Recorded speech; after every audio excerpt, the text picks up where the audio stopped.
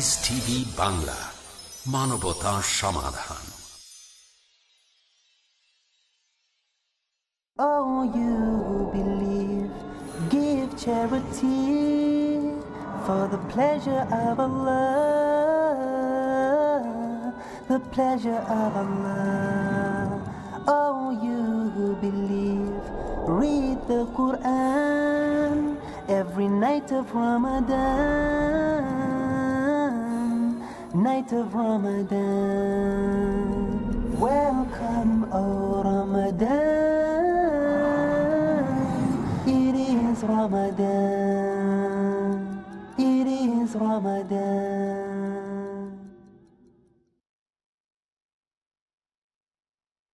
প্রিয় মুসলিম এবং অমুসলিম ভাই ও বোনেরা, আসসালামু আলাইকুম ওয়া রাহমাতুল্লাহি ওয়া বারাকাতুহু। আমাদের স্রষ্টা আল্লাহ তাআলার দয়া, শান্তি ও রহমত আপনাদের সবার উপরে বর্ষিত হোক। আমাদের অনুষ্ঠানে স্বাগতম। Ramzan, a date with doctor Zakir. আমি আপনাদের হোস্ট ইউসুফ চেম্বার্স। আর আজকে আমাদের আলোচনার টপিক হচ্ছে রোজা অবস্থায় যেসব কাজের অনুমতি আছে।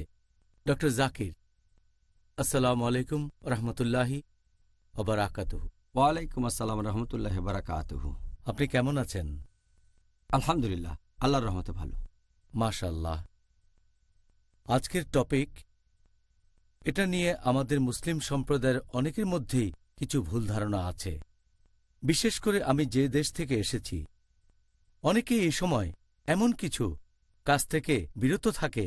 এখানে আমরা এই পর্বে আলোচনা করার মাধ্যমে জানব যে সেগুলো সুন্নত, আর আল্লাহ তাআলাও আমাদেরকে এই কাজগুলো করার জন্য সুপারিশ করেছেন।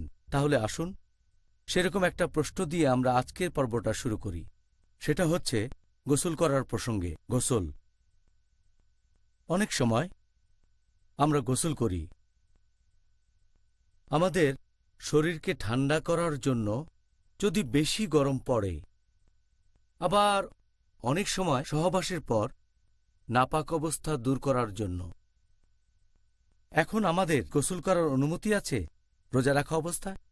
আলহামদুলিল্লাহ, ওয়াসসালাতু ওয়াসসালাম আলা রাসূলিল্লাহ ওয়া আলা আলিহি ওয়া সাহবিহি আজমাইন, আম্মা বাদ। আউযু বিল্লাহি মিনাশ শাইতানির রাজীম। বিসমিল্লাহির রহমানির রহিম। রব্বি ইশরাহ লি সাদরি ওয়া ইয়াসসির লি আমরি ওয়াহলুল উকদাতাম মিন লিসানি ইয়াফকাহু কাওলি।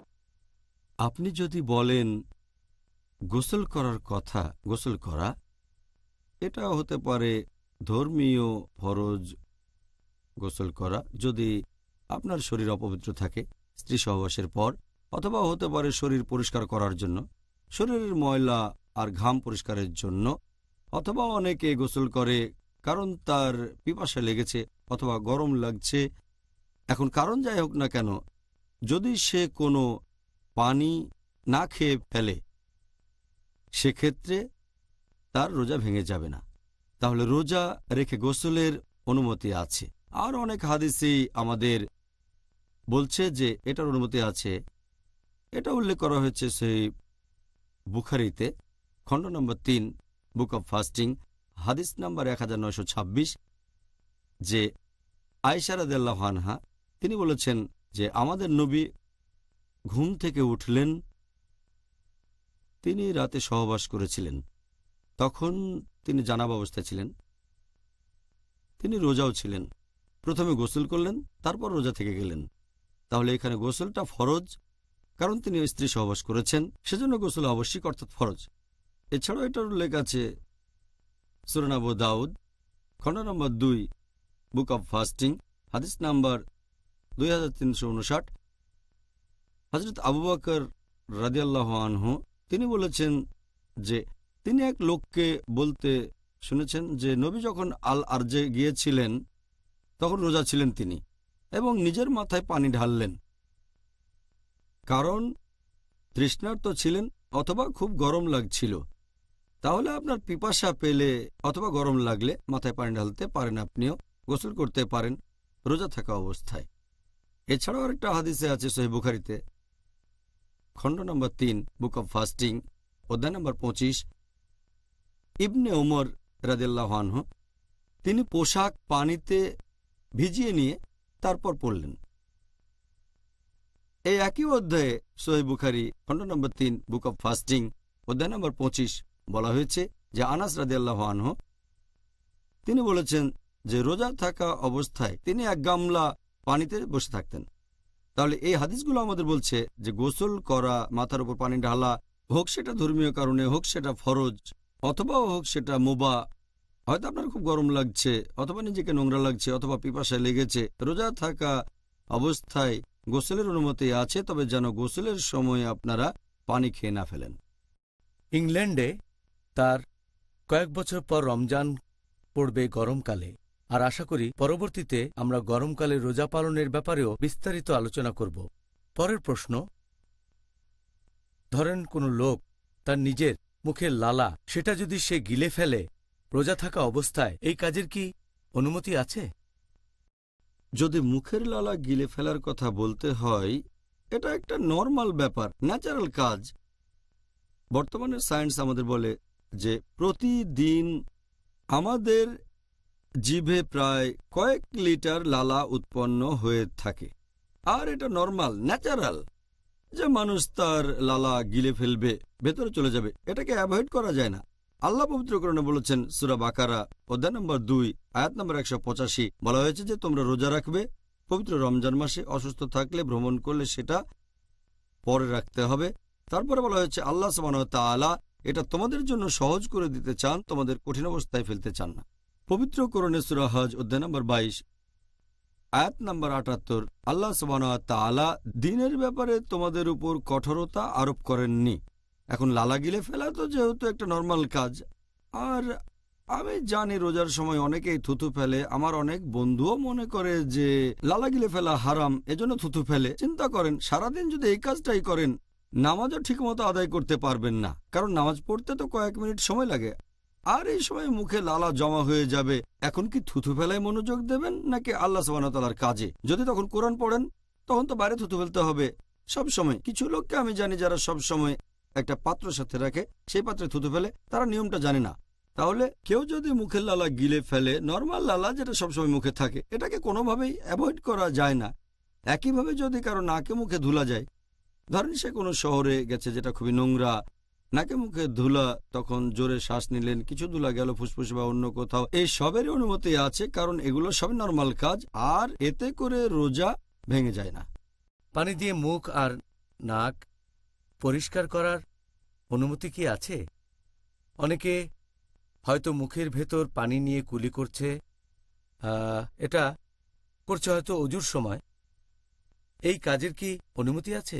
মুখের ভেতরে পানি দেওয়ার কথা যদি বলেন, অথবা মুখে পানি নিয়ে গার্গল করা, অথবা নাকের ভেতরে পানি দেয়া, হতে পারে তার গরম লাগছে বেশি, অথবা সে অজু করছে, এটার অনুমতি আছে, কারণ এটা শরীরের ভেতরে যাচ্ছে না, আর পানি যদি শরীরের ভেতরে না যায়, যদি পানি গিলে না ফেলেন, অনুমতি আছে। আর অজুর সময় অবশ্যই গার্গল করতে হবে, পানি মুখে দিয়ে কুলি করতে হবে, আর এই অজু করা হলো ফরজ নামাজ পড়ার আগে। রোজা অবস্থায় আপনি নামাজ পড়বেন, অজু করতে হবে, তাহলে এটা নিষিদ্ধ হবে কেন? এখন কেউ যদি মুখের ভেতরে পানি দেয়, অজুর সময় গার্গল করে বা অন্য কিছু, সে খেয়াল রাখবে যেন পানি গিলে না ফেলে। আর যখন সে নাকে পানি দেয়, কিছু লোক মনে করে যে এতে রোজা ভেঙে যায়, এটার ভিত্তি একটা হাদিস, আর এজন্যই তারা অজুর সময় নাকের মাথায় একটু পানি দেয়, ভেতরে পানি দেয় না। কারণ একটা হাদিস আমাদের নবী মুহাম্মদ সাল্লাল্লাহু আলাইহি ওয়াসাল্লামের, আমাদের নবী বলেছেন, এই হাদিসটার উল্লেখ আছে সুনান আবু দাউদ খণ্ড নম্বর 2 বুক অব ফাস্টিং হাদিস নম্বর 2360। আমাদের নবী বলেছেন, তোমরা অজুর সময় নাকে প্রচুর পানি দেবে, শুধু রোজার সময় বাদে। তার মানে নবী বলেছেন অজুর সময় নাকে বেশি করে পানি দিতে হবে, শুধুমাত্র রোজার সময় বাদে। তার মানে যদি নাক দিয়ে পানি গলা থেকে পেটে চলে যায়, তাহলে রোজাটা তখন ভেঙে যাবে। তার মানে এই না যে নাকের ভেতরে পানি দেয়া নিষিদ্ধ। এমনিতে যদি পানি দেন, সাধারণত গলার ভেতরে যায় না, যদি বেশি করে পানি দেন তাহলেও ভেতরে যাবে না, তবে যেতে পারে। তাই সাবধান করে দেওয়া হয়েছে যে রোজা থাকা অবস্থায় নাকে বেশি পানি দিও না, অন্য সময় বেশি দেওয়া যাবে। এই হাদিস প্রমাণ করে নাকের ভেতরে পানি দেওয়ার অনুমতি আছে, তবে সাবধান থাকবেন নাক দিয়ে যেন বেশি পানি নেবেন না, তাহলে গলায় পানি চলে যেতে পারে, গলা থেকে পেটে চলে যেতে পারে, অজুর সময় মুখ দিয়ে বা নাক দিয়ে, এমন হলে রোজাটা ভেঙে যাবে। তবে অনিচ্ছাকৃতভাবে অজু করার সময় বা গার্গল করার সময় যদি ভেতরে পানি চলে যায়, ইনশাল্লাহ আল্লাহ আপনাকে ক্ষমা করবেন, কারণ এটা অনিচ্ছাকৃতভাবে। আচ্ছা, তাহলে এখানে নিয়তটাই হলো গুরুত্বপূর্ণ। হ্যাঁ, আমাদের স্রষ্টা আল্লাহ সুবহানাহু ওয়া তাআলার সন্তুষ্টি অর্জন করা। এখন আমি এটা জানি যে আমাদের গত পর্বে আমরা এই প্রশ্নগুলো নিয়ে আলোচনা করেছিলাম, তবে আজকের টপিক নিয়ে বিস্তারিত বলতে গেলে এই প্রশ্নগুলোর উত্তর জানা প্রয়োজন। প্রথম প্রশ্ন, যদি কোনো লোক রোজা অবস্থায় অনিচ্ছাকৃতভাবে কিছু খেয়ে ফেলে অথবা পান করে, তাহলে কি রোজা ভেঙে যাবে? অনিচ্ছাকৃতভাবে কেউ যদি কিছু খেয়ে ফেলে বা পান করে, হয়তো সে ভুলে গিয়েছিল, এতে রোজা ভাঙবে না। আর এরকম ঘটনা সাধারণত রমজানের প্রথম দিকে বেশি হয়ে থাকে। মানুষ দৈনন্দিন কাজে অভ্যস্ত থাকে, হঠাৎ করে রমজান আসলো, অনিচ্ছাকৃতভাবে সে রান্নাঘরে গিয়ে পানির বোতলটা নিয়ে পানি খেয়ে ফেলতে পারে। কেউ হয়তো সকালে জগিং করার পরে এসে পানি খায়, এমন হতে পারে। এখন নবী সাল্লাল্লাহু আলাইহি ওয়াসাল্লামের একটা হাদিস অনুযায়ী, এটার উল্লেখ আছে সহিহ বুখারীতে, খণ্ড নাম্বার 3, বুক অব ফাস্টিং, হাদিস নাম্বার 1933। আমাদের নবী মুহাম্মদ সাল্লাল্লাহু আলাইহি ওয়াসাল্লাম বলেছেন, কেউ যদি অনিচ্ছাকৃতভাবে পানাহার করে ফেলে তাহলে তাকে সেদিনে রোজা রাখতে হবে, তার রোজা ভাঙবে না। আর সে যা খেয়েছে বা পান করেছে সেটা আল্লাহ তাআলার তরফ থেকে। তাহলে অনিচ্ছাকৃতভাবে পান করলে রোজা ভেঙে যাবে না, ইচ্ছাকৃতভাবে পান করলে রোজা ভেঙে যাবে। পানি খাওয়ার সময় যদি বুঝতে পারেন, খাবার খাওয়ার সময় মনে পড়লে তখনই বন্ধ করতে হবে। যদি তারপরও খেতে থাকেন তাহলে ধরে নেওয়া হবে যে এটা ইচ্ছাকৃতভাবে আপনি করছেন। যখনই মনে পড়বে বন্ধ করতে হবে। ধরেন আপনার মুখে খাবার মনে পড়লো রোজা, তাহলে ফেলে দিতে হবে। তবে অনিচ্ছাকৃতভাবে কিছু খেলে আল্লাহ ক্ষমা করবেন। এরকম অবস্থা হলে কি হবে? যে মনে করেন একজন কিছু খেয়ে ফেলল, আর হয়তো 15-20 মিনিট পরে হঠাৎ সে বুঝতে পারল। সত্যি বলতে এরকম বেশ কয়েকবার আমার নিজের বেলাতেও হয়েছে। হঠাৎ বুঝতে পারলাম, সুবহানাল্লাহ, আমি তো খাবার খেয়েছি, আমি কি বোকা? এই অবস্থায় কি করব? এই হাদিস বলছে যে যা পানাহার করেছে সেটা আল্লাহর তরফ থেকে এসেছে, আল্লাহকে ধন্যবাদ দেবেন। তবে এই কাজটা অনিচ্ছাকৃতভাবে হতে হবে। হয়তো সে ভুলে গিয়েছিল। যদি ইচ্ছে করে করেন, আল্লাহ তো আপনার নিয়ত জানেন। আপনি সবাইকে বোকা বানাতে পারবেন, আল্লাহকে ছাড়া। আপনাকে অনেক ধন্যবাদ। প্রিয় ভাই ও বোনেরা, আবার দেখা হবে ছোট্ট বিরতির পর। It is Ramadan. رمضان قد أهل بالصيام وأطل. আসসালামু আলাইকুম, আমি মোহাম্মদ বদরুদ্দোজা নদভী আমার পক্ষ থেকে এবং পিস টিভি বাংলার পক্ষ থেকে আপনাদেরকে জানাই রমজানুল মুবারকের আন্তরিক মুবারকবাদ।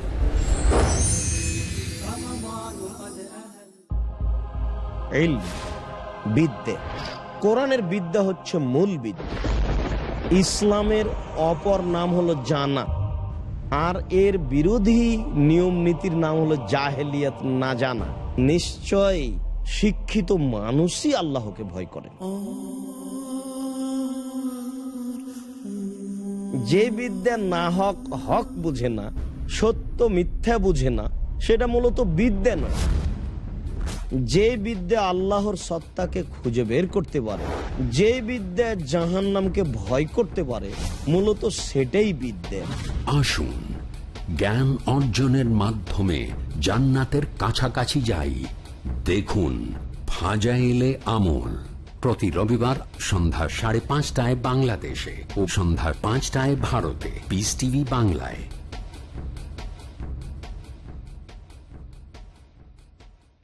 মোমেনের চাল চলন, ইসলামী তরিকা, আমলের পরীক্ষা।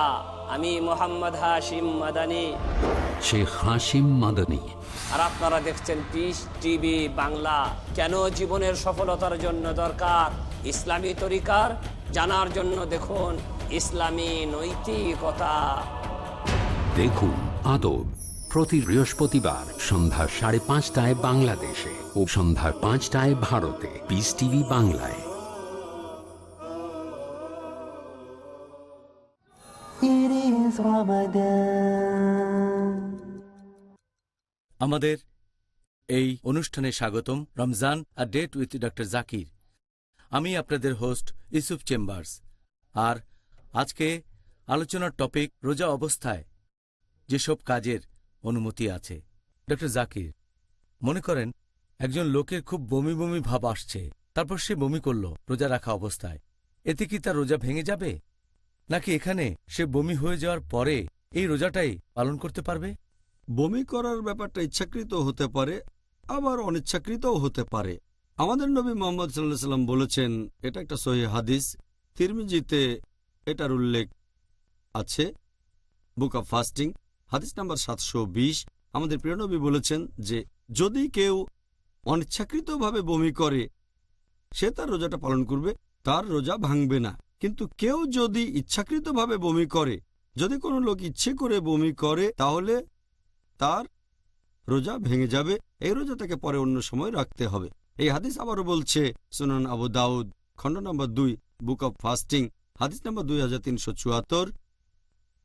আমাদের নবী মুহাম্মদ সাল্লাল্লাহু আলাইহি ওয়াসাল্লাম বলেছেন, যদি কেউ বমি করে হঠাৎ করে, মানে অনিচ্ছাকৃতভাবে, তাকে পরে এই রোজা রাখতে হবে না। কিন্তু যদি কেউ বমি করে ইচ্ছাকৃতভাবে, ইচ্ছে করে, তাহলে পরে রোজা রাখতে হবে। যদি সে ইচ্ছে করে কাজটা করে, যেমন ধরেন গলার ভেতরে আঙুল ঢুকিয়ে, অথবা পেটে চাপ দিয়ে, অথবা ইচ্ছে করে কোনো দুর্গন্ধের ঘ্রাণ নিল, অথবা এমন কিছু দেখলো যাতে বমি আসে, আর এগুলো করতেই থাকে, তাহলে ধরে নেওয়া হবে সে ইচ্ছাকৃতভাবে এটা করছে এবং রোজাটা ভেঙে যাবে আর এটা পরে রাখতে হবে। কিন্তু অনিচ্ছাকৃতভাবে বমি হলে কোনো সমস্যা নেই। তবে যখন বমি হবে খেয়াল রাখবেন যেন সেটা আবার গিলে না ফেলেন। যদি বমি মুখে চলে আসার পরে সেটাকে আবার গিলে ফেলেন তাহলে রোজা ভেঙে যাবে। তাই যদি বমি হয় আপনাকে সেটা বাইরে বের করে ফেলে দিতে হবে, আর যদি অনিচ্ছাকৃত হয় তাহলে রোজা ভাঙবে না। আপনাকে অনেক ধন্যবাদ, একেবারে বিস্তারিত জানিয়েছেন। ডক্টর জাকির, এবারের প্রশ্নটা তার পরের যে প্রশ্নগুলো করব সেগুলো শুনলে অনেক লোকজন অবাক হয়ে যেতে পারে। প্রথমেই প্রশ্ন করছি স্বামী এবং স্ত্রীর প্রসঙ্গ নিয়ে। ধরেন তারা বসে আছে সোফায় অথবা অন্য কোনো জায়গায় একসাথে, তখন স্বামী তার স্ত্রীর গালে একটা চুমু দিল, ধরেন স্ত্রীর গালে অথবা ঠোঁটে। এরকম কাজ করলে কি রোজা ভেঙে যাবে, নাকি এটার অনুমতি আছে? রোজা অবস্থায় স্বামী যদি স্ত্রীকে চুমু দেয় অথবা জড়িয়ে ধরে, যদি চুমু দেয় স্ত্রীর গালে অথবা ঠোঁটে অথবা হাতে, অথবা যদি স্ত্রীকে সে জড়িয়ে ধরে, এই কাজগুলোর অনুমতি আছে ততক্ষণ পর্যন্ত যতক্ষণ এটা তাকে এমন কোনো কাজে উৎসাহিত করবে না যেটা হারাম রোজা থাকা অবস্থায়। আর এটা নবী সাল্লাল্লাহু আলাইহি সাল্লামের হাদিসেও স্পষ্টভাবে বলা হয়েছে। এটার উল্লেখ আছে সহিহ বুখারীতে খণ্ড নম্বর 3 বুক অব ফাস্টিং হাদিস নাম্বার 1927, যে আয়েশা রাদিয়াল্লাহু আনহা তিনি বলেছেন যে নবী রোজা অবস্থায় তার স্ত্রীদের চুমু দিতেন এবং জড়িয়ে ধরতেন। তবে তিনি ছিলেন আমাদের মধ্যে সবচেয়ে সংযমী মানুষ, তিনি নিজেকে কন্ট্রোল করতে পারতেন। একইভাবে এটা উল্লেখ আছে সুনান আবু দাউদ খণ্ড নম্বর 2 হাদিস নাম্বার 2379, যে ওমর রাদিয়াল্লাহু আনহু একবার রোজা অবস্থায় তিনি স্ত্রীকে চুমু দিয়েছেন। তারপরেই তার অনুশোচনা হলো, নবীর কাছে গিয়ে তিনি বললেন যে, হে নবী, আমি আল্লাহ এবং আপনার বিরুদ্ধে গুনাহ করেছি। তখন নবী বললেন, তুমি কি করেছ? তিনি বললেন, রোজা অবস্থায় স্ত্রীকে চুমু দিয়েছি আমি। নবী বললেন, অজুর সময় যখন তুমি গার্গল করো, মুখে পানি দিয়ে কুলি করো, তাতে কি রোজা ভেঙে যায়? তখন ওমর রাদিয়াল্লাহু আনহু বললেন, না। তাহলে চিন্তা করো না। তার মানে আপনি স্ত্রীকে চুমু দিতে বা জড়িয়ে ধরতে পারেন। এছাড়াও আরেকটা হাদিস যেটার উল্লেখ আছে মাসনাদ আহমদ খণ্ড নম্বর 2 হাদিস নম্বর 6739, একজন সাহাবা বর্ণনা দিয়েছেন, একজন যুবক নবীর কাছে এসে জিজ্ঞেস করল যে, হে নবী, আমি রোজা থাকা অবস্থায় কি আমার স্ত্রীকে চুমু দিতে পারবো? নবী উত্তরে বললেন, না। কিছুক্ষণ পরে নবীর কাছে একজন বৃদ্ধ লোক আসলো আর জিজ্ঞেস করল, আমি কি রোজা থাকা অবস্থায় স্ত্রীকে চুমু দিতে পারবো? নবী বললেন, হ্যাঁ। তখন সাহাবীগণ ভাবতে লাগলেন যে উত্তর দুটো আলাদা হয়ে গেল কেন। নবী তাদের বললেন যে এই লোক নিজেকে সামলাতে পারবে, এখানে নিয়মটা হচ্ছে, যদি কেউ জানে যে স্ত্রীকে চুমু দেয়া বা জড়িয়ে ধরার পর সে নিজেকে কন্ট্রোল করতে পারবে, এতে সে এমন কোনো কাজে উৎসাহিত হবে না যাতে রোজা ভেঙে যায়। যেমন ধরেন, সে তখন সহবাসে লিপ্ত হতে পারে অথবা বীর্যস্খলন হতে পারে। যদি নিজেকে কন্ট্রোল করতে পারে, চুমু বা জড়িয়ে ধরার অনুমতি আছে। যদি নিজেকে কন্ট্রোল করতে না পারেন, যদি ভয় পান যে এমন কাজ করে ফেলবেন যাতে রোজাটা ভেঙে যায়, যেমন সহবাস বা বীর্যস্খলন, তখন আপনার জন্য নিষিদ্ধ। এটা করার অনুমতি আছে, তবে পাশাপাশি ইসলামিক হেলথ ওয়ার্নিংও দেওয়া ঠিক হয়েছে। বলেছেন। আচ্ছা, এবারের প্রশ্ন আগের প্রশ্নটার সাথে এটার কোনো সম্পর্ক নেই। একজন পুরুষ মানুষ কি তার স্ত্রীর সাথে রমজান মাসে সহবাস করতে পারবে সন্ধ্যার পরে, মানে রোজা রাখা শেষ হওয়ার পরে? প্রথম দিকে যখন মুসলিমদের জন্য রোজা রাখা ফরজ করা হলো, আল্লাহ বলেছেন পবিত্র কোরআনে সূরা বাকারা অধ্যায় নম্বর 2 আয়াত নম্বর 185, রমজান হলো সেই মাস যে মাসে পবিত্র কোরআন নাজিল হয়েছে মানুষের পথের দিশারি হিসেবে এবং সৎপথের স্পষ্ট নিদর্শন ও সত্য মিথ্যের পার্থক্যকারী রূপে। তারপর বলা হয়েছে যে যারা এই মাসটা পাবে তারা রোজা রাখবে। তাহলে যখন মুসলিমদের জন্য এই রোজাকে ফরজ করা হলো পুরো রমজান মাস ধরে, প্রথম দিকে নিয়মটা এমন ছিল যে স্ত্রীর কাছে যাওয়া, স্ত্রীর সাথে সহবাস করা পুরো রমজান মাসে নিষিদ্ধ হোক, সেটা দিনের বেলায় অথবা রাতের বেলায়। আর আল কুরতুবীর তাফসিরে এটা উল্লেখ আছে, খণ্ড নম্বর 2 পৃষ্ঠা নম্বর 210, যে উমর রাদিয়াল্লাহু আনহু একবার নবীর সাথে রাতে অনেক সময় ছিলেন, তারপর নবীকে ছেড়ে নিজের বাসায় চলে আসলেন। যখন বাসায় আসলেন তখন তার স্ত্রীর সাথে সহবাসের ইচ্ছে হলো। তিনি সহবাস করলেন। সকালে ঘুম থেকে উঠে খুব লজ্জা পেলেন এবং নবীর কাছে গিয়ে বললেন, আমি আল্লাহ এবং আপনার সাথে অন্যায় করেছি। নবী তখন বললেন, কেন? কারণ আমি স্ত্রীর সাথে সহবাস করেছি। আমার ইচ্ছা হয়েছিল, তখন স্ত্রীর কাছে গিয়েছিলাম, তার সাথে বিছানায় গিয়েছি, তার সাথে সহবাস করেছি। নবী বললেন, তুমি কি সত্যি এটা করেছো? উমর রাদিয়াল্লাহু আনহু বললেন, হ্যাঁ। তিনি নবীকে বললেন, কোনোভাবে কি আমাকে ক্ষমা করা যায়? তখন নবী সাল্লাল্লাহু আলাইহি সাল্লাম বললেন, আল্লাহ ছাড়া কেউ তোমাকে ক্ষমা করতে পারে না, একমাত্র তিনি পথ দেখাতে পারেন। এর পরপরই সূরা বাকারার একটা আয়াত অধ্যায় নম্বর 2 আয়াত 187 নাজিল করা হলো। বলা হলো, সিয়ামের রাতে তোমাদের জন্য স্ত্রী সহবাস করা বৈধ করা হয়েছে। হুন্না লিবাসুল্লাকুম ওয়া আনতুম লিবাসুল্লাহুন্না, কারণ তারা তোমাদের পরিচ্ছদ, তোমরা তাদের পরিচ্ছদ। আয়াতটাতে আরো বলা হয়েছে যে আল্লাহ জানেন তোমরা এই সময়ে নিজেদের সাথে অবিচার করছিলে, আল্লাহ তোমাদের ক্ষমা করেছেন, এখন থেকে তোমরা স্ত্রীদের সাথে সহবাস করতে পারবে এবং আল্লাহ তোমাদের জন্য যা বিধিবদ্ধ করেছেন তা কামনা করো। তোমরা পানাহার করো ততক্ষণ যতক্ষণ রাতের কালো রেখা থেকে সকালের সাদা রেখা স্পষ্ট না হয়। তারপর সিয়াম পূর্ণ করো সূর্যাস্ত পর্যন্ত, রাত না হওয়া পর্যন্ত। তাহলে আয়াতটা যখন নাজিল হলো সূরা বাকারা অধ্যায় 2 আয়াত 187, সেই সময় থেকে রমজান মাসে রাতের বেলায় মুসলিমদের জন্য স্ত্রী সহবাস করা বৈধ হয়ে গেল। তাহলে এখনকার নিয়মটা হচ্ছে, আপনি স্ত্রীর সাথে সহবাস বা যৌন সম্ভোগ করতে পারবেন না দিনের বেলায়, যে সময় আকাশে ভোরের আলো ফোটে, তার মানে ফজরের ওয়াক্ত থেকে সূর্যাস্ত পর্যন্ত। তবে সূর্য ডোবার পরের সময় থেকে ভোর হওয়ার ঠিক আগে পর্যন্ত, ফজরের নামাজের আগে স্ত্রী সহবাস করতে পারবেন, এটা বৈধ, এতে কোনো সমস্যা নেই। খুব সুন্দর। এই ব্যাপারটা আপনি আগেও বলেছিলেন যখন আমরা রমজানের ইতিহাস নিয়ে আলোচনা করেছিলাম। হ্যাঁ, আর যাই হোক, আবার বলা আমাদের জন্য ভালো হলো। ইসলাম ধর্মের বিভিন্ন দিকগুলো এরকম একে অন্যের সাথে সম্পর্কিত। আপনার জন্য এবারের প্রশ্ন, যে ধরেন একজন লোকের স্বপ্নদোষ হয়েছে দিনের বেলায় আর রোজা থাকা অবস্থায়, এতে করে কি তার রোজা ভেঙে যাবে নাকি এটার অনুমতি আছে? রোজা অবস্থায় দিনের বেলায় কারো স্বপ্নদোষ হলে নিয়মটা কি? যদি রোজা থাকা অবস্থায় কারো দিনের বেলায় স্বপ্নদোষ হয়, হয়তো ফজরের নামাজ পড়ে ঘুমিয়েছে, তারপরে স্বপ্নদোষ হলো, এটা হচ্ছে অনিচ্ছাকৃত। যদি কারো স্বপ্নদোষ হয় এবং বীর্যস্খলন হয়, যেটা অনিচ্ছাকৃত, এজন্য তাকে কোনো দোষ দেয়া যাবে না। তাহলে এই ক্ষেত্রে যেহেতু এটা অনিচ্ছাকৃত, অবশ্যই তার রোজা ভাঙবে না আর সে রোজা সম্পূর্ণ করবে। এ সময় তাকে যে পরামর্শটা দেয়া যায় সেটা হলো, তাকে যত তাড়াতাড়ি সম্ভব গোসল করে নিতে হবে, যাতে করে সে পরে নামাজ পড়তে পারে। বাহ, খুব সুন্দর। আপনি একেবারে সহজ করে বললেন, আপনাকে ধন্যবাদ। পরের প্রশ্ন, এটা আগের প্রশ্নটার সাথে সম্পর্কিত। রোজা থাকার সময় সহবাসজনিত নাপাক অবস্থায় থাকার অনুমতি কি আছে?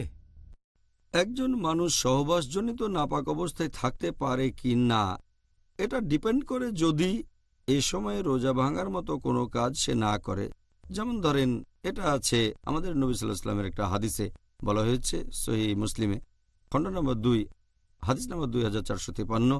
এখানে বলা হয়েছে যে উম্মে সালমা রাদিয়াল্লাহু আনহা আমাদের নবীর স্ত্রী, তিনি বলেছেন যে আমাদের নবী যখন ঘুম থেকে উঠলেন তখন সহবাসজনিত নাপাক অবস্থায় ছিলেন, সহবাসজনিত নাপাক কিন্তু রোজা ছিলেন।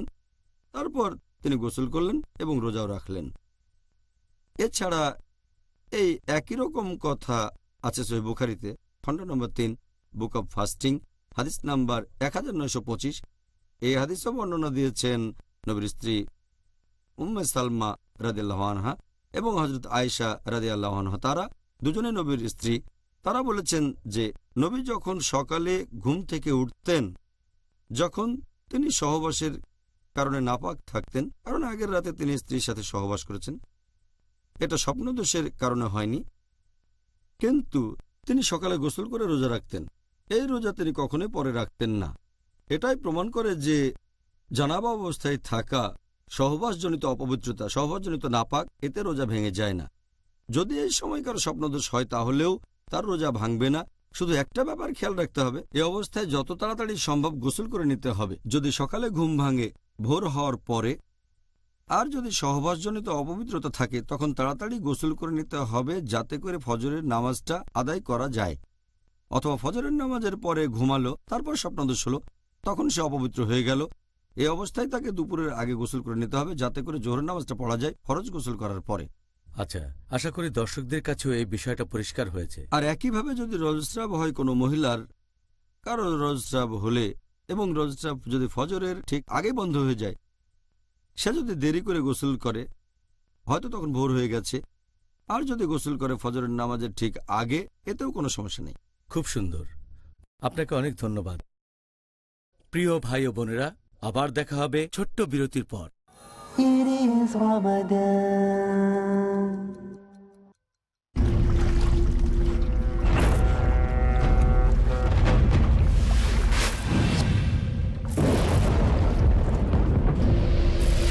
লকার আপনার সম্পদকে সুরক্ষিত না রাখতে পারে, বিনিয়োগ আপনার সম্পদকে না বৃদ্ধি করতে পারে, কিন্তু যাকাত দিলে নিশ্চয়ই আপনার সম্পদ বাড়বে, থাকবে সুরক্ষিত এবং পবিত্র। পিস টিভির সাথে থাকুন। আপনার জাকাত ও দানের অর্থ পাঠাতে পারেন IRFI Al Rayan Bank 47 Calthorpe Road, Birmingham, UK. Post code B151TH। Pound account number 01132301। IBAN GB 49 ARAY 30008301 132301। Sort code 300083। Swift BIC code ARAY GB 22। টাকা পাঠিয়ে আমাদের ইমেল করুন support@peacetv.tv। পিস টিভি, মানবতার সমাধান। রমজান একটা অতি পবিত্র মাস। এই মাসে আল্লাহ পাক কোরআন নাজিল করেছেন। এই মাসের মধ্যে রয়েছে লাইলাতুল কদর, সিয়াম এবং কিয়াম। এই মাসে ইবাদতের গুরুত্বপূর্ণ বিষয়গুলির সন্নিবেশন আল্লাহ ঘটিয়ে দিয়েছেন। আল্লাহ রাসূল সাল্লাল্লাহু আলাইহি ওয়াসাল্লাম বলছেন যে এই উম্মাত ততদিন কল্যাণের উপর প্রতিষ্ঠিত থাকবে যতদিন তারা সূর্য অস্ত যাওয়ার সাথে সাথে ইফতার করবে। ইবাদতের জগতে সিয়ামের দৃষ্টান্ত কোনো ইবাদত নেই। রমজানের প্রবেশের সাথে সাথে সমস্ত জাহান্নামের দরজাগুলিকে বন্ধ করে দেওয়া হয় এবং এরপরে জান্নাতের দরজাগুলি খুলে দেওয়া হয়। আল্লাহর সন্তুষ্টির আশায় ইবাদতের নিয়তে খাওয়া পান করা, জৈবিক চাহিদা পূর্ণ করা থেকে বিরত থাকার নাম হলো সাওম। জানুন মাহে রমজানের গুরুত্বপূর্ণ বিষয়গুলো। দেখুন তোহফায়ে রমজান প্রতিদিন সন্ধ্যা 6টায় ও পুনঃ সম্প্রচার সকাল 8টায় বাংলাদেশে পিস টিভি বাংলায়।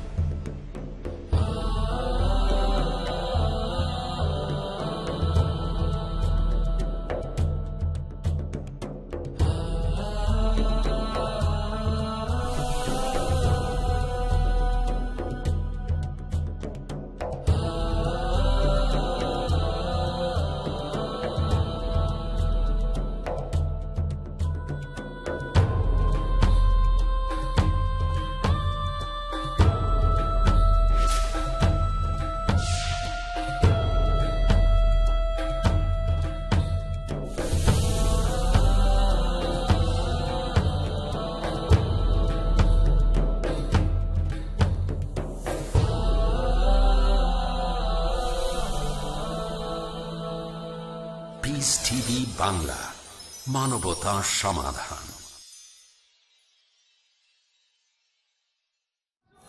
It is Ramadan. আমাদের এই অনুষ্ঠানে স্বাগতম Ramzan a date with doctor Zakir. আমি আপনাদের হোস্ট ইউসুফ চেম্বার্স। আর আজকে আলোচনার টপিক রোজা অবস্থায় যেসব কাজের অনুমতি আছে। পরের প্রশ্ন, ধরেন একজন মহিলা রোজা থাকা অবস্থায় রান্নাবান্না করছে, সে কি খাবারের স্বাদ নিতে পারবে? এখন আপনি যদি রান্না করার কথা বলেন, হোক সেটা পুরুষ রাঁধুনি বা মহিলা রাঁধুনি, সহিহ বুখারীর একটা হাদিস আছে, খণ্ড নম্বর 3, বুক অব ফাস্টিং, অধ্যায় নম্বর 25। এখানে ইবনে আব্বাস বর্ণনা দিয়েছেন যে রান্নার সময় তরকারি বা খাবারের স্বাদ নিলে রোজা ভেঙে যায় না। এটা একটা মুআল্লিক হাদিস, তবে এর সাথে সম্পর্ক আছে আরও হাদিসের, যেমন সহিহ ইবনে শাইবা এবং বাইহাক্কি। এভাবে এই হাদিসকেও বলা হয়েছে সহিহ। এখানে বলা হয়েছে যে ইবনে আব্বাস রাদিয়াল্লাহু আনহু তিনি বলেছেন রোজা অবস্থায় সিরকা এবং খাবারের স্বাদ নেওয়া যাবে। এই হাদিসগুলো প্রমাণ করে যে রোজা থাকা অবস্থায় খাবারের টেস্ট নিতে পারেন, তবে সাবধান থাকতে হবে। খাবার গিলে ফেলবেন না, ওটা আপনার পেটে চলে যাবে না। আর এই কারণেই বিশেষজ্ঞগণ বলেন যে কাজটা প্রয়োজন হলে করবেন, তা না হলে বাদ। যেমন ধরেন ইমাম আহমদ ইবনে হাম্বল তিনি বলেছেন খাবারের স্বাদ নেওয়াটা মাকরু, যদি না এটা আবশ্যক হয়। এরপর শেখ ইবনে তাইমিয়া তিনি বলেছেন যে এটা মাকরু যদি না প্রয়োজন থাকে। আর যখন এভাবে খাবারের স্বাদ নেওয়া প্রয়োজন হবে, তখন নিজের জিহ্বার সামনে রাখবেন যাতে বুঝতে পারেন যে সেই খাবারটা মিষ্টি নাকি ওটা নোনতা স্বাদ। তারপর খাবার ফেলে দেবেন, গিলে ফেলবেন না। এটা করলে রোজা ভাঙবে না। অথবা যদি কোনো মা খাবার খাওয়াতে চায় বাচ্চাকে, অনেক সময় খাবারটা চিবিয়ে দিতে হয়, এখানে মা সেই খাবারটা চিবিয়ে সে বাচ্চাকে দিতে পারেন। তবে মাকে সাবধান থাকতে হবে যেন খাবারটা না খেয়ে ফেলেন, গিলে না ফেলেন। এই ধরনের পরিস্থিতিতে খাবারের স্বাদ নেওয়ার অনুমতি আছে, তবে প্রয়োজন ছাড়া নয়। যেমন অনেক ক্ষুধা লেগেছে সেজন্য স্বাদ নিলেন, এটা মাকরু, যদিও সেই রোজা ভাঙবে না। মাকরু মানে না করলেই ভালো, এতে রোজা ভাঙবে না। তবে যদি প্রয়োজন থাকে স্বাদ নেবেন, আর সাবধান থাকবেন যেন গলা দিয়ে নেমে না যায়, গিলে না ফেলেন। স্বাদ নেওয়ার পর মুখ থেকে ফেলে দেবেন। আচ্ছা, আমার ভালো লাগছে যে আপনি আমাকে কিছুটা শুধরে দিলেন যে শুধু মহিলারা নয়, আর আমরা জানি যে পুরুষরাও রান্না করে, তাদেরকেও এই ব্যাপারে উৎসাহিত করা উচিত। ডক্টর জাকির, এবারের প্রশ্নটা, চোখে অ্যালকোহল দেওয়া, তার মানে কালো সুরমা, আমরা জানি এটা একটা সুন্নত, আমাদের নবী মুহাম্মদ সাল্লাল্লাহু আলাইহি সাল্লামের একটি সুন্নত, আল্লাহ তাকে শান্তিতে রাখুন। আর রোজা অবস্থায় চোখে অ্যালকোহল দেওয়ার অনুমতি কি আছে? চোখে অ্যালকোহল দেওয়ার কথা যদি বলেন, আমাদের ভারতীয় উপমহাদেশে বলা হয় সুরমা অথবা কালো আইলাইনার, এটা আমাদের নবীর সুন্নত। আর আমরা একটা হাদিস থেকে পাই যে হযরত আনাস রাদিয়াল্লাহু আনহু নবীর সাথে থাকতেন, তার খাবার রান্না করতেন, আর তিনি চোখে অ্যালকোহল দিতেন। নবী কখনোই তাকে বারণ করেননি, রোজার সময়ও তিনি চোখে দিতেন। এতেই প্রমাণ হয় চোখে সুরমা দিলে রোজা ভেঙে যায় না, এটার অনুমতি আছে। আর এছাড়াও যদি ব্যবহার করেন কোনো আই ড্রপ বা ইয়ার ড্রপ, যদি সেই চোখের ড্রপ বা কানের ড্রপ বেশ কিছুক্ষণ পরে গলার কাছে স্বাদ অনুভব করেন, বেশিরভাগ বিশেষজ্ঞ বলেন এতে রোজা ভেঙে যাবে না, কারণ এটা খাবার যাওয়ার স্বাভাবিক পথ না। আর আই ড্রপ হচ্ছে এক ধরনের মেডিসিন, খাবার না। আবার অনেক সময় নাক, কান আর গলা একসাথে দেখা হয়, এটাকে তখন বলা হয় ইএনটি, ইয়ার নোজ থ্রোট। তাহলে যদি চোখের ড্রপ দেন বা কানের ড্রপ দেন অথবা নাকের ড্রপ দেন, সেখানে সম্ভাবনা থাকে কিছুক্ষণ পরে গলায় চলে যাবে, তাহলে ওষুধের স্বাদটাও পাবেন। নাকের ড্রপ হলে বাইরে ফেলে দেবেন। তবে কান আর চোখের ড্রপ যদি গলায় চলে যায়, বেশিরভাগ বিশেষজ্ঞ বলেন এতে করে রোজা ভাঙবে না। তবে কিছু বিশেষজ্ঞ বলেন সেটা যদি গলায় চলে যায় তাহলে রোজা ভেঙে যাবে। তবে সঠিক নিয়ম হচ্ছে যেহেতু এটা খাবার বা পানীয় যাওয়ার স্বাভাবিক পথ না, সেজন্য বেশিরভাগ বিশেষজ্ঞই বলেন এতে আপনার রোজা ভাঙবে না। আর যদি এটা নিয়ে কারো সন্দেহ থাকে তাহলে বিরত থাকতে পারে নাকের ড্রপ দেওয়া থেকে সূর্যাস্ত পর্যন্ত, তাহলে তো পুরোপুরি সেফ। তবে সঠিক নিয়ম হচ্ছে নাক অথবা কানে ড্রপ ব্যবহার করলে আপনার রোজা ভেঙে যাবে না। একই রকম নিয়ম কি আতরের বেলায়ও, মানে পারফিউম? আতর সুগন্ধির কথা বলছেন? হ্যাঁ, আতর লাগানো। ধরেন আপনি শরীরে আতর লাগাচ্ছেন রোজার মধ্যে বা শুরু করার আগে, এখানেও কি নিয়মটা এক? যদি কোনো সুগন্ধি লাগিয়ে সেটার গন্ধ নেন এতে কোনো সমস্যা নেই। পারফিউমের গন্ধ নেওয়ার অনুমতি আছে, যে কোনো পারফিউম, তবে তা থেকে যেন ধোঁয়া বের না হয়। আগরবাতি দেখেছেন আপনি? এইভাবে ধোঁয়া যদি বের হয়, এই ধোঁয়ার গন্ধ নিলে সেটা নাকে চলে যাবে, তারপর পাকস্থলিতে চলে যাবে, তারপর কিছু কণা ভেতরে চলে যেতে পারে। এটা বুখুর। হ্যাঁ, এই ব্যাপারে আমাদের একটু সাবধান থাকতে হবে। এছাড়া আতর, পারফিউমের গন্ধ নিলে সমস্যা নেই, এতে আমাদের রোজা ভাঙবে না। আমাদের এবারের প্রশ্নটা হলো ইনজেকশনের উপর। রোজা অবস্থায় কি ইনজেকশন নেওয়া যাবে? ইনজেকশনের কথা যদি বলতে হয়, বিভিন্ন ধরনের ইনজেকশন আছে। একটা ইনজেকশন দেওয়া হয় শিরা বা ধমনীতে, আরেকটা দেওয়া হয় রোগীর মাসলে, আরও অনেক জায়গায় দেওয়া হয়। তবে ইনজেকশনগুলোকে মোটামুটি দুই ভাগে ভাগ করা যায়। প্রথম ধরনের ইনজেকশন আমাদের শরীরে পুষ্টির যোগান দিয়ে থাকে, যেটা অনেকটা খাবার দেওয়ার মতোই। যেমন ধরেন আমাদের শরীরে ইনজেকশনের মাধ্যমে গ্লুকোজ দেওয়া হয়। কারো হয়তো অতিরিক্ত ডিহাইড্রেশন চলছে, সে হয়তো মুখ দিয়ে খেতে পারছে না, এমন পরিস্থিতিতে ইনজেকশনের মাধ্যমে গ্লুকোজ দেওয়া হয়ে থাকে পুষ্টি গ্রহণের জন্য। এটা যেহেতু অনেকটা খাবার দেওয়ার মতো, এতে রোজা ভেঙে যাবে।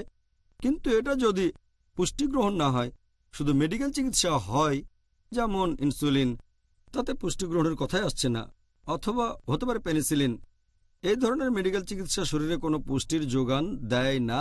যেহেতু এগুলো খাবার না, এই ওষুধগুলো দিনের বেলায় দেয়া যেতে পারে, এতে রোজা ভাঙবে না। যদিও অনেক বিশেষজ্ঞ বলেন যে এটা মাকরু না করলে ভালো, সূর্য ডোবার পরে ওষুধ নেওয়াটাই আসলে সবচেয়ে উত্তম। তবে সঠিক নিয়ম হচ্ছে এতে রোজা ভেঙে যায় না, কারণ এখানে কোনো পুষ্টি গ্রহণ হচ্ছে না।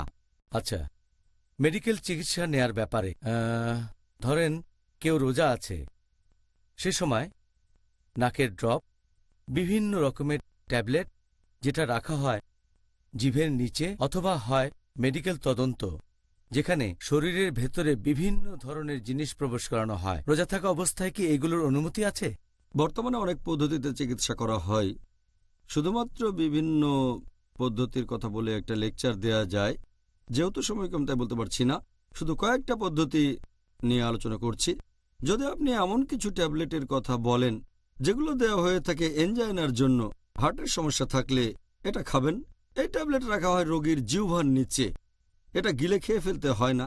এখানে কোনো পুষ্টি দেয়া হচ্ছে না, এটা হার্টের রোগীদের চিকিৎসায় দেওয়া হয়, সেজন্য এই ট্যাবলেট নিলে আপনার রোজা ভাঙবে না। ট্যাবলেটটা গিলে ফেলবেন না, এটা জিভের তলায় রেখে দেবেন, সেখান থেকেই শেষ হয়ে যাবে।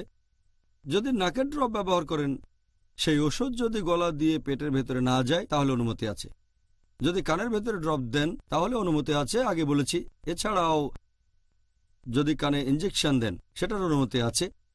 এরপর যদি কোনো পরীক্ষার কথা বলেন, গোপনাঙ্গে কিছু প্রবেশ করানো হয়, হতে পারে সেটা আঙ্গুল অথবা কোনো যন্ত্রপাতি, এটার অনুমতি আছে। অথবা যদি ট্রিটমেন্টের জন্য গোপনাঙ্গে কোনো কিছু প্রবেশ করান, কোনো ধরনের ধরেন ডুশ অথবা কোনো যন্ত্রপাতি, এর অনুমতি আছে। যদি ইউটেরাসের ভেতরে যন্ত্রপাতি প্রবেশ করান অথবা কোনো ডিভাইস যার নাম আইইউডি, ইন্ট্রাইউটেরাইন ডিভাইস, অথবা প্রবেশ করালেন কোনো ক্যাথেটার পরীক্ষা করার জন্য অথবা স্কোপ, এগুলোর অনুমতি আছে।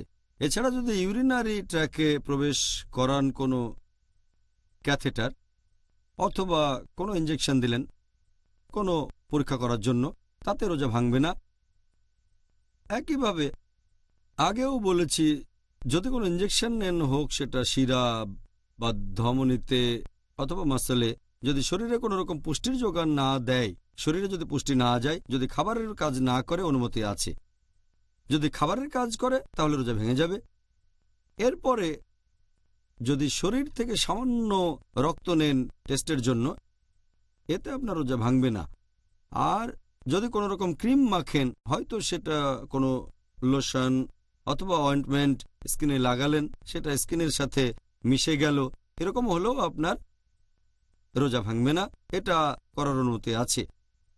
এছাড়া যদি অন্য ট্রিটমেন্ট নেন, যেমন ধরেন উদাহরণ, আপনি ল্যাপ্রোস্কোপি করালেন, যেখানে একটা যন্ত্র প্রবেশ করানো হয় তলপেটে, একটা স্কোপ বসানো হয়, হোক পরীক্ষার জন্য বা ট্রিটমেন্টের জন্য বা সার্জারির জন্য অনুমতি আছে। যদি করেন গ্যাস্ট্রোস্কোপি, পাকস্থলিতে প্রবেশ করানো হয় স্কোপ, যদি তার মধ্যে কোনো ফ্লুইড দেওয়া না হয় অথবা কোনো খাবার, অনুমতি আছে, পরীক্ষা করা যাবে। যদি কোনো যন্ত্র প্রবেশ করান স্পাইনাল কর্ডে, মেরুদণ্ড পরীক্ষা করার জন্য অথবা হয়তো ব্রেন পরীক্ষা করলেন, এগুলোর অনুমতি আছে। যদি করেন এনিমা, এটারও অনুমতি আছে। এভাবে আরও অনেক বলা যায়, তবে এই ক্ষেত্রে নিয়মটা শরীরের ভেতরে এমন কিছু যাবে না, মুখ দিয়ে অথবা নাক দিয়ে, যেটা পুষ্টি গ্রহণের মতো হয়। এটা বাদে যদি শরীরের অন্য অংশে যায় কোনো যন্ত্রপাতি, হোক সেটা গোপনাঙ্গে, হোক সেটা ইউটেরাস ইত্যাদি, এটার অনুমতি আছে। এতে করে রোজা ভেঙে যাবে না, কারণ শরীরে কোনো খাবার দেয়া হচ্ছে না, আর এটা শরীরে খাবার যাওয়ার স্বাভাবিক পথ না। এগুলোর অনুমতি আছে। এই কাজগুলোর যে অনুমতি আছে, এটা অনেক মানুষের দুশ্চিন্তা দূর করবে এই রমজান আর পরের রমজানের জন্য, ইনশাআল্লাহ। ইনশাআল্লাহ, ইনশাআল্লাহ। প্রিয় ভাই ও বোনেরা, আবার দেখা হবে ছোট্ট বিরতির পর। It is Ramadan. رمضان قد أهل بالصيام وأطل. আসসালামু আলাইকুম ওয়া রাহমাতুল্লাহ। আমি মোহাম্মদ হাশিম মাদানী, পিস টিভি বাংলার পক্ষ থেকে, আমার পক্ষ থেকে সকল মুসলিম ভাইদের জানাচ্ছি মাহে রমজানের মুবারকবাদ।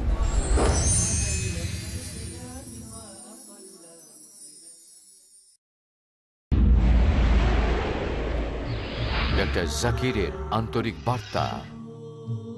পৃথিবীর সবচেয়ে বেশি বৃদ্ধি পাওয়া ধর্ম। রিডার্স ডাইজেস্ট পত্রিকায় একটি জরিপ প্রকাশিত হয়েছিল, সময়টা ছিল 1993 সাল, আর প্লেন ট্রুথ ম্যাগাজিনে পুনঃ প্রকাশ করা হয়েছিল ফেব্রুয়ারি 1994। এই জরিপ পৃথিবীর প্রধান প্রধান ধর্মগুলোর বৃদ্ধির হিসাব পুঙ্খানুপুঙ্খরূপে প্রকাশ করে 50 বছরের ব্যবধানে, 1934 থেকে 1984 পর্যন্ত। যে ধর্ম সবচেয়ে বেশি বৃদ্ধি পেয়েছে, 1 নম্বর অবস্থানে আছে, সেটা ইসলাম।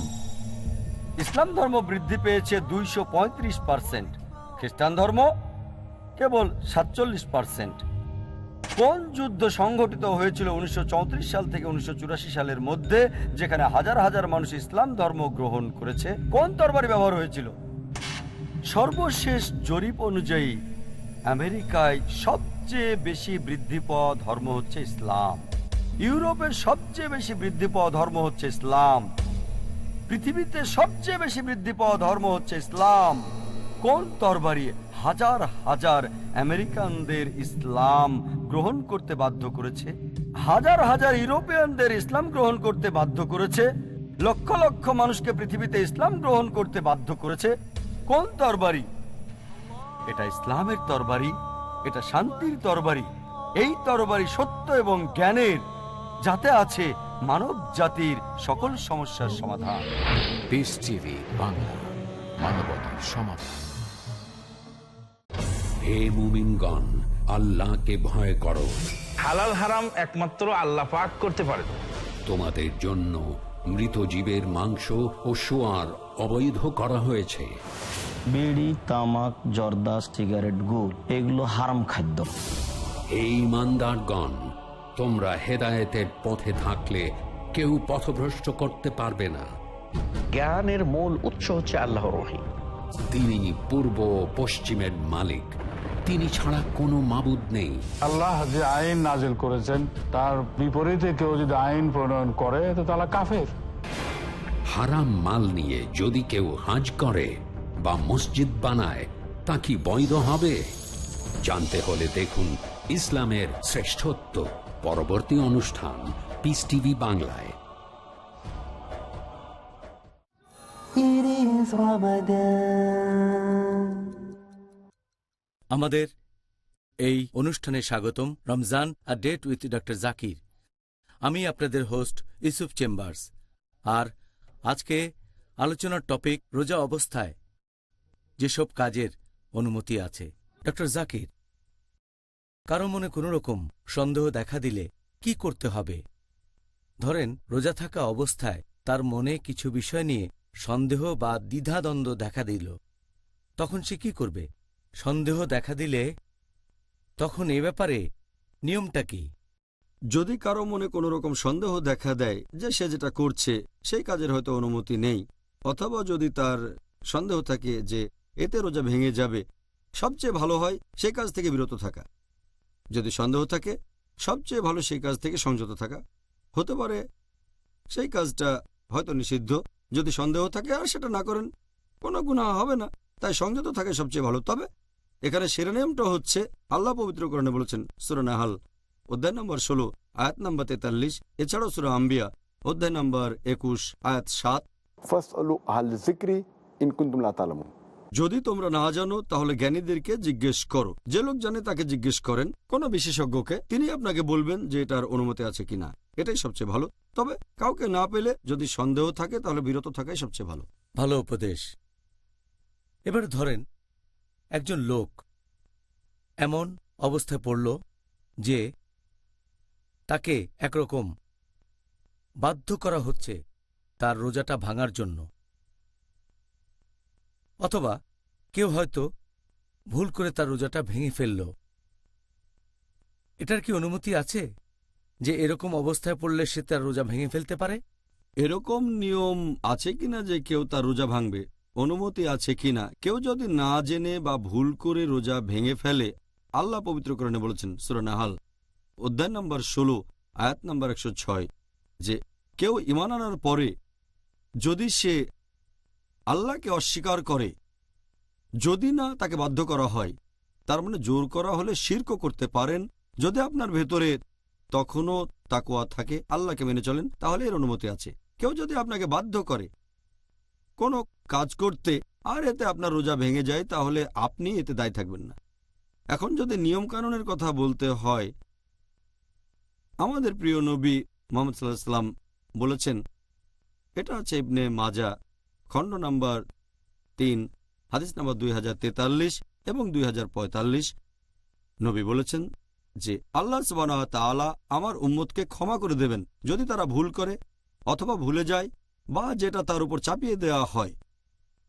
জোর করা ছাড়াও যদি সে ভুল করে অথবা কোনো কিছু ভুলে যায়, আল্লাহ সেটা ক্ষমা করবেন। পবিত্র কোরআনে এটা বলা হয়েছে সূরা আহজাব অধ্যায় নম্বর 33 আয়াত নম্বর 5 যে যদি তোমরা কোনো ব্যাপারে ভুল করে ফেলো কিন্তু তোমাদের নিয়ত ছিল না, তাহলে আল্লাহ ক্ষমা করবেন। এছাড়াও আল্লাহ বলেছেন সূরা বাকারা অধ্যায় নম্বর 2 আয়াত নম্বর 286, তোমরা আল্লাহর কাছে প্রার্থনা করো, হে প্রতিপালক, যদি আমরা বিস্মৃত হই অথবা ভুল করি আমাদের পাকড়াও করো না। তাহলে যে কাজগুলোর কারণে রোজা ভেঙে যায়, যেমন খাওয়া দাওয়া, পান করা, সহবাস ইত্যাদি, এই কাজগুলো, এক্ষেত্রে 4টা বিষয়ের দিকে লক্ষ্য রাখতে হবে। যদি কাজটা করতে কেউ বাধ্য করে তাহলে সে দায়ী হবে না।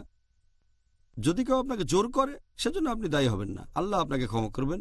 2 নম্বর, যদি এই কাজ করেন ভুল করে, যেমন ধরেন একজন লোক সাহরি খেলো, তারপর মনে করলো এখনো ভোর হয়নি আর সে খেতেই থাকলো, এটা একটা ভুল।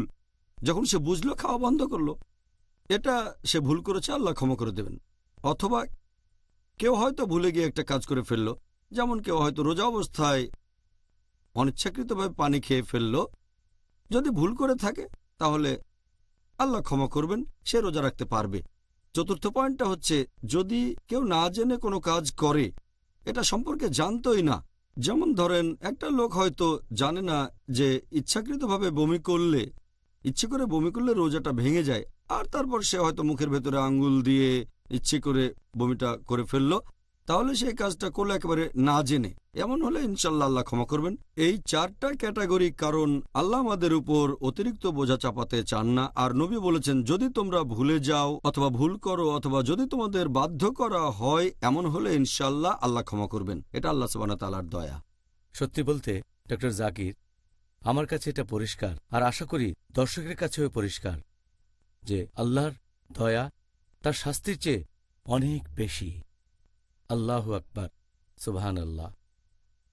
তাহলে আমরা ইন্টারভিউয়ের শেষ পর্যায়ে চলে এসেছি। এবারে আমরা পিস টিভির দর্শকদের পাঠানো প্রশ্নগুলো নিয়ে আলোচনা করব ইনশাল। তাহলে আর কথা না বাড়িয়ে একজন দর্শকের প্রশ্ন দিয়ে শুরু করছি। ধরেন একজন লোক অ্যাজমা রোগে ভুগছে, অ্যাজমা, তখন সে কি রোজা রাখা অবস্থায় চিকিৎসা নিতে পারে, যেমন অক্সিজেন, ভ্যাপোরাইজার বা বিভিন্ন রকমের ট্যাবলেট? যদি কোনো লোক অ্যাজমার জন্য চিকিৎসা নিয়ে থাকে, অ্যাজমা বা হাঁপানির রোগীরা বিভিন্ন রকমের চিকিৎসা নিয়ে থাকে, হতে পারে পাফার, হতে পারে অক্সিজেন অথবা ভ্যাপোরাইজার, এছাড়াও হতে পারে ট্যাবলেট বা ক্যাপসুল। এক কথায়, যদি কেউ পাফার ব্যবহার করে তখন সেখান থেকে গ্যাস চলে যায় ফুসফুসে, ফুসফুসে আকারে বড় হয়।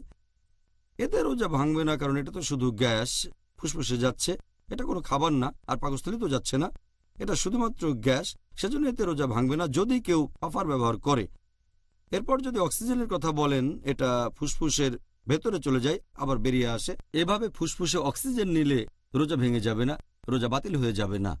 কিন্তু যদি ভ্যাপোরাইজারের কথা বলেন, এই চিকিৎসা অনেক রকমের হতে পারে, সেটা হতে পারে তরল অথবা কোনো গ্যাস অথবা কোনো কিছুর দানা, আর এই ওষুধ রাখা হয় একটা পাত্রে, তারপর বাটনে চাপ দিলে মেশিনে প্রেসার বাড়ে, তখন সেই প্রেসারে ওষুধ ফুসফুসের ভেতরে চলে যায়, হয়তো যেতে পারে কোনো নল দিয়ে, মাস্কের ভেতর দিয়ে, তবে সেটা যখন ফুসফুসে যায় তখন সম্ভাবনা থাকে যে বেশ কিছু দানা চলে যেতে পারে পাকস্থলীতে। এজন্য বেশিরভাগ বিশেষজ্ঞ বলেন যে অ্যাজমার জন্য ভ্যাপোরাইজার দিয়ে চিকিৎসা নিলে আপনার রোজা ভেঙে যাবে। এরপর যদি ক্যাপসুলের কথা বলতে হয়, এই ক্যাপসুলের ভেতরে ওষুধ থাকে, এতে ওষুধ থাকে পাউডার, উপরে একটা কভার দেওয়া থাকে, ক্যাপসুলটা একটা পাত্রে রাখা হয়, তারপর প্রেসার দেওয়া হয়, তখন ওষুধটা বেরিয়ে আসে। তবে এতেও রোগীর পাকস্থলীতে চলে যেতে পারে সেই দানাগুলো, তখন ক্যাপসুল দিয়ে অ্যাজমার চিকিৎসা করলেও আপনার রোজা ভেঙে যেতে পারে। অ্যাজমার চিকিৎসা করতে গেলে এই দুটো পদ্ধতির ব্যাপারে অনুমতি আছে, পাফার এবং অক্সিজেন, এ দুটোতে রোজা ভাঙবে না। এবার আরেকজন দর্শকের প্রশ্ন, রোজা থাকা অবস্থায় কি টুথপেস্ট ব্যবহার করার অনুমতি আছে? টুথপেস্ট ব্যবহারের ব্যাপারে বেশিরভাগ বিশেষজ্ঞই বলেন যে টুথপেস্ট ব্যবহারের অনুমতি আছে। শেখ বিন বাজও বলেন, আল্লাহ তাকে রহমত করুন, তিনি বলেছেন পেস্ট আর ব্রাশ দিয়ে দাঁত পরিষ্কার করাটা অনেকটা মেসোয়াকের মতো, আর নবী মেসোয়াকের ব্যবহারে কখনো নিষেধ করেননি। কোনো সমস্যা নেই, এতে রোজা ভাঙবে না, তবে খেয়াল রাখবেন টুথপেস্ট যেন গিলে না ফেলেন। টুথপেস্ট গিলে ফেলাটা নিষিদ্ধ, সেজন্য কিছু বিশেষজ্ঞ বলেন এটা মাকরু, যে টুথপেস্টের স্বাদ ভালো হলে অনেকে হয়তো খেয়ে ফেলতে পারে, সেজন্য অনেক বিশেষজ্ঞ বলেন এটা মাকরু। তবে সঠিক নিয়ম হচ্ছে সাবধান থাকতে হবে যে টুথপেস্ট খেয়ে ফেলবেন না, তাহলে টুথব্রাশ ও পেস্ট ব্যবহার করতে পারেন, এতে আপনার রোজা ভাঙবে না। আচ্ছা, খুব সুন্দর। দর্শকদের কাছ থেকে পরের প্রশ্ন, রোজা অবস্থায় কি থুতু ফেলতে হবে? যখন মুখে পানি নিয়ে কুলি বা গার্গল করি, বিশেষ করে ওজুর সময় কি এটা করতে হবে? সাধারণত যারা রোজা রাখে তাদের অনেকেই ভাবে যে যখন আপনি পানি দিয়ে গার্গল করছেন অথবা মুখে পানি নিয়ে কুলি করছেন তখন থুতু ফেলতে হবে, তা না হলে কিছু পানি পেটে চলে যাবে। তবে সঠিক নিয়মটা হচ্ছে, বেশিরভাগ বিশেষজ্ঞ একমত যে আপনি যখন গার্গল করছেন অথবা কুলি করছেন তখন থুতু ফেলার কোনো দরকার নেই, কোনো প্রয়োজন নেই। এছাড়া যে বিশেষজ্ঞরা বলেন যে থুতু ফেলতেই হবে, সেটাও মাত্র একবার। তবে কিছু লোক অনেকবার থুতু ফেলে, আবার অনেকে কাপড় নিয়ে মুখ মুছতে থাকে যে গার্গল করার পরে তারা ভাবে পানিটা পেটে চলে যেতে পারে, যেটা একেবারে অসম্ভব ব্যাপার। আর আমরা যদি নবী মুহাম্মদ সাল্লাল্লাহু সাল্লামের জীবন কাহিনী ভালো করে দেখি, সাহাবীগণের জীবনী দেখি, অনেক সময় তারা পানি খেয়েছেন ফজরের নামাজের ঠিক আগে, তারপর রোজা রাখবেন, যখন ফজরের আজান শুনলেন তখন বন্ধ করলেন। কিন্তু এরকম কখনো শুনিনি যে একজন সাহাবী পানি মুখে নিয়ে আবার ফেলে দিয়েছেন। যদি গার্গল করার সময় থুতু ফেলেন, মানুষজন রোজা শুরু করার আগেই যে গার্গল করে সাহারির শেষ সময় যখন আজান শোনেন, নিশ্চয়ই কোনো হাদিসে কথা বলতো যে সাহাবীগণ থুতু ফেলতেন, তারা খেয়াল রাখতেন পানি যেন গলায় না যায়, এমন হাদিস দেখিনি। আর অজু করার সময় যদি গার্গল করেন অথবা পানি দিয়ে মুখ পরিষ্কার করেন, পানিটা ফেলে দেন ব্যাস। তারপরও যদি থুতু ফেলতে চান, আমার মনে হয় একবার ফেললে যথেষ্ট। থুতু যদি বারবার ফেলতেই থাকেন তাহলে এক পর্যায়ে মুখ শুকিয়ে যাবে। মুখের এই থুথুর বেশিরভাগ অংশই হচ্ছে লালা, আপনার এত কষ্ট করার কোনো প্রয়োজন নেই। এটা জেনে ভালো লাগলো, কারণ রোজা অবস্থায় বারবার থুতু ফেললে তো জীবনটাই কঠিন হয়ে যেত। আপনাকে অনেক ধন্যবাদ ডক্টর জাকির। আজকে আমরা আমাদের অনুষ্ঠানের শেষ পর্যায়ে চলে এসেছি। আর একটা কথা অবশ্যই বলবো, এটা দেখে আমি অবাক হচ্ছি যে অনেক কাজেরই অনুমতি আছে। কারণ আপনি দেখবেন যে আমাদের মুসলিম ভাই বোনদের মধ্যে একটা ধারণা আছে যে ইসলাম সবসময় বলছে না না না, আসলে ইসলাম বলছে হ্যাঁ হ্যাঁ হ্যাঁ। আলহামদুলিল্লাহ, তবে কিছু না, সামান্য কয়েকটা না। তবে আলহামদুলিল্লাহ আমরা অনেক কিছু জানলাম আর যথেষ্ট উপভোগ করলাম, এটা বলতেই হবে। ভাই ও বোনেরা, আমি নিশ্চিত আপনারাও আমার সাথে একমত হবেন। আর আপনাদের অনুরোধ করছি আরও একবার যে আপনাদের বন্ধুদের বলবেন তারা মুসলিম হতে পারে, অমুসলিমও হতে পারে। তাদের বলবেন আমাদের এই অনুষ্ঠানটা দেখতে। আবারও দেখা হবে আগামীকাল একই সময়ে। আর সেদিন আলোচনার টপিক রোজার সময় যেসব কাজ সুপারিশ আর অনুৎসাহিত করা হয়েছে। আগামীকাল দেখা হবে। আসসালামু আলাইকুম ওয়া রাহমাতুল্লাহি ওয়া বারাকাতুহু। حافظين ذاكرين قانتين خاشعين قانتين خاشعين مسلمين مؤمنين للإله عابدين شهرنا صوم وعتق وقنوت فيه صدق يومنا صبر ورفق بدموع البائسين رمضان قد أهل بالصيام وأطل مسعدا أهلا وخلا ليته في كل حين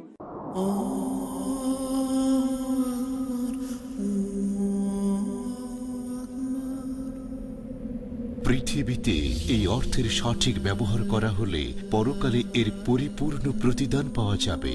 يا أيها الذين آمنوا أنفقوا مما رزقناكم من قبل أن يأتي يوم لا بيع فيه ولا خلة ولا شفاعة। পবিত্র কোরআন অনুযায়ী সম্পদের সর্বোত্তম ব্যবহারের একটা উপায় হলো আল্লাহ সুবহানাহু ওয়া তাআলার পথে ব্যয় করা, তার দেওয়া ইসলামের সঠিক বাণী ছড়িয়ে দেওয়ার মাধ্যমে।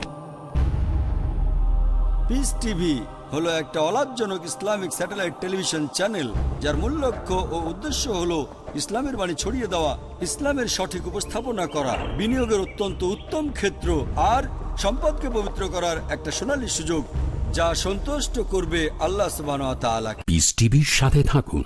আপনার জাকাত ও দানের অর্থ পাঠাতে পারেন IRFI Al Rand Bank 47 Calthorpe Road, Birmingham, UK. Postcode B151TH. Pound account number 01132301. IBAN GB49 ARAY 30008301 132301. Sort code 300083. Swift BIC code ARAY GB22. টাকা পাঠিয়ে আমাদের ইমেল করুন support@peacetv.tv। পিস টিভি, মানবতার সমাধান।